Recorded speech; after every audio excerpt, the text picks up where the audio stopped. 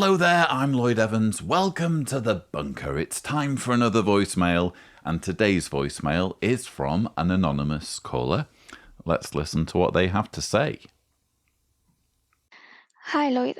First of all, I would like to say that you can use my voicemail if you think this can help other people. To give you some context, I was marked around 10, 11 years ago, and I left the organization since then. I was never disfellowshipped, so I kind of kept my relationship with my parents. But at the end of 2020, beginning of 2021, they decided that they would have to shun me and that they keep, they would keep the contact to the strict minimum. So I think until that moment, I really felt what I think everybody feels when they're disfellowship, and I I went into a process of grieving. Until this day, I feel like I was left an orphan by my parents. And I think to cope with the situation, I told myself that I should stay positive and that maybe, who knows, one day they're going to wake up. Um, the problem with that, if we make the parallel with the process of grieving someone dead, is that you do go through all those terrible feelings, but at the end, at least you have some acceptance and you can move on with your life. And since I am telling myself that I should keep positive, that maybe one day it's gonna change, I think I am never going to reach the acceptance, and I feel really tired because I'm stuck in I am stuck in the terrible feelings of feeling sad, feeling anger, feeling sometimes depressed. And as ugly as it sounds, I think I have to lose the hope. Either I mean, otherwise I'm never gonna move on. Like, not in the sense where I am not doing anything with my life, I don't have goals, but in the sense of I am never gonna move on with my feelings, and it actually really sucks to stay in this part of the process where where you feel the worst. So my question is, how do you lose the hope? How can you accept that they're never gonna wake up and and make peace with it? And I don't know, like, I know that you went through the same process, and I would like to know, what do you tell to yourself? Like, okay, I can tell to myself, just accept it, but I had really, really big trouble to make my brain understand that is never gonna happen. So thank you very much for everything you're done, and if you have some advice, please let me know. Well, thank you for that lovely message, which I'm sure many viewers will relate to. And I need to begin with my usual disclaimer that I'm not a mental health professional. And if you're dealing with feelings of depression, which you mentioned you are, you really need to seek out the advice of a psychologist or psychiatrist to help you deal with these issues. That said, as you say, I have been through a similar situation with my own father. So I really do relate, and I feel a great deal of empathy for what you're going through and what you describe. And it's a very conflicting situation to be put in, isn't it? To find yourself shunned and to wonder whether you ought to hold a candle for the person who's shunning you, because it must tear them apart as well. It must be very difficult on a day-to-day basis for a parent to pretend that their child doesn't exist. And you like to think that in a good number of cases, the basic humanity and maternal, paternal instincts of the parent will kick in, and they will realize that what they are doing is wrong, and that no matter what ideological differences may exist, they should have contact with their child. You like to think that the penny will drop eventually. It's just that experience tells us, and when I say experience, I'm talking about, the shared stories of hundreds of XJWs now. I mean, there's this online network, isn't there, where we all hear each other's stories, and we know from these stories that parents can go to their graves shunning their children. They just do. I think that happened with Paul Grundy, who set up JW Facts. I think he had to go through the situation where he had to go to the funeral of his Jehovah's Witness father, which incidentally I'm dreading having to do one day.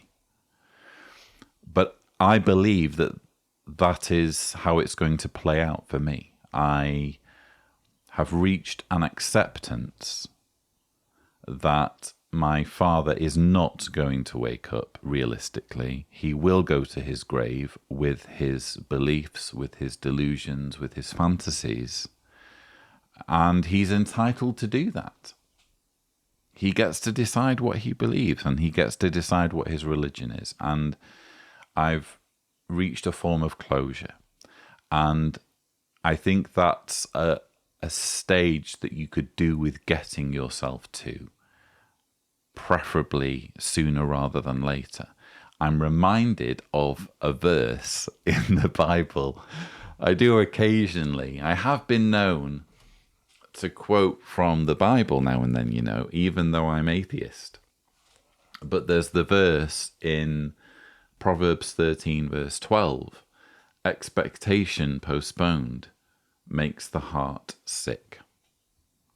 And I think that's just one of those things where you don't need to be divinely inspired to know that. I think we all intuitively understand. It's a bit like the golden rule. You don't need a religion to come up with that. We all intuitively know if you want people to do good things to you, you should really be doing good things to them as well. Golden rule.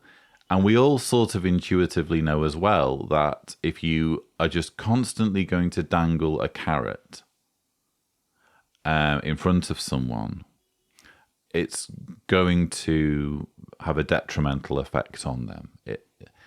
There's the cry wolf scenario kind of kicks in eventually, and you think, you know what, this just isn't happening.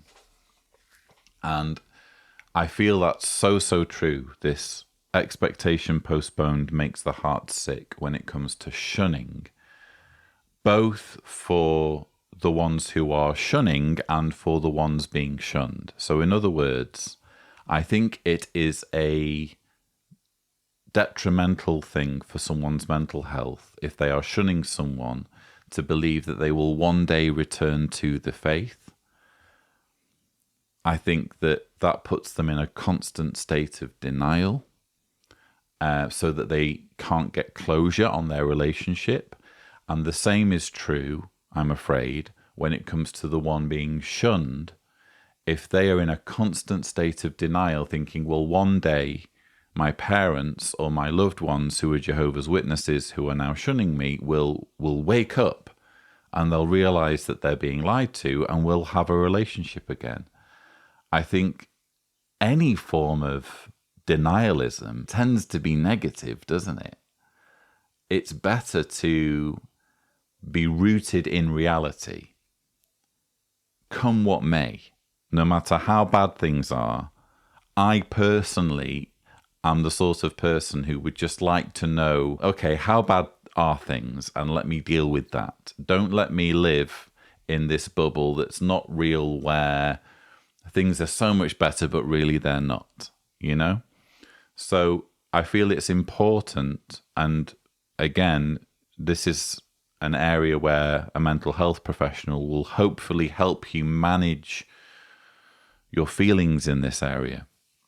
But it's really important to just get to that point of closure and of saying goodbye. And it's easier said than done. And in my own case, it's been easier to say goodbye if there's some kind of support network in place.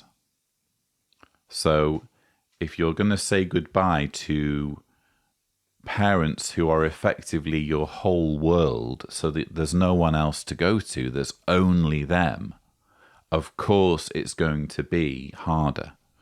Whereas if you have a supportive community or a supportive family around you, and as I've repeatedly said, we make our own family. We surround ourselves with people who love us for who we are unconditionally. So it's going to be much, much easier. And I don't know what your situation is in this regard, but it's going to be much, much easier for you to find that place of closure if you have things, if you have that support network, if you have that family who can be your emotional support, which is essentially what parents are or should be. They should be an emotional support. Well, if they're not going to support you, who is? So that would be, I guess, my advice as, again, someone who is untrained in mental health.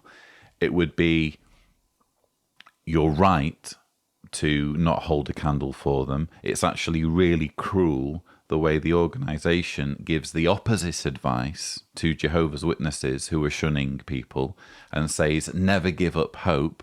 William Malenfant did that in the, hard to keep track, the March or April JW Broadcasting episode. I think it was the April one. He said, never give up hope that your disfellowshipped child will return. How cruel. How cruel and abusive to dangle that carrot and to tell Jehovah's Witness parents to live in a constant state of denial, to go to their graves thinking that their children will return to the religion. How cruel.